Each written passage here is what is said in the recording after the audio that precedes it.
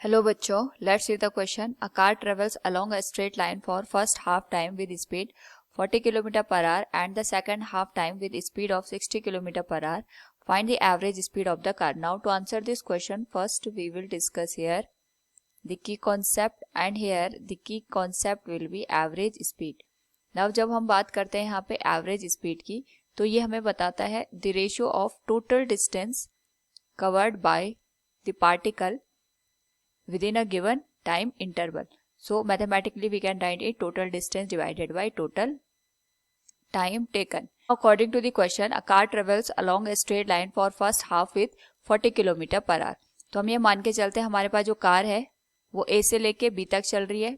उस particular case में ये यहाँ पे जो फर्स्ट हाफ है, यानी अगर हम मान के चले कि हमारे पास जो टोटल टाइम है वो t के बराबर है, तो t/2 टाइम में इसने यहाँ पे x1 की डिस्टेंस को कवर किया है और t/2 टाइम में इसने यहाँ पे x2 की डिस्टेंस को कवर किया. So we can say here distance covered in first half. तो जो डिस्टेंस की वैल्यू आएगी we can say it will be given as speed that is 40 km per hour multiplied with time that is t/2 और ये हो जाएगा हमारे पास 20t kilometre के बराबर.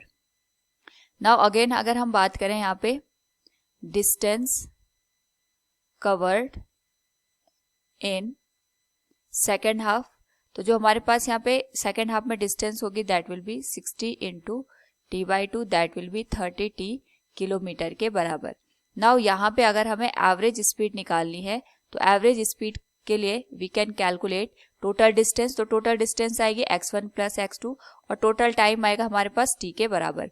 तो x1 की वैल्यू आ जाएगी 20t और x2 की वैल्यू आ जाएगी 30t divided by t that will be 50t divided by t से t कैंसिल हो जाएगा, it will become 50 km per hour. This will be the value of the average speed. So from the given question we can say here find the average speed of the car. It will be 50 km per hour. Hope all you understood it. Thank you and best of luck.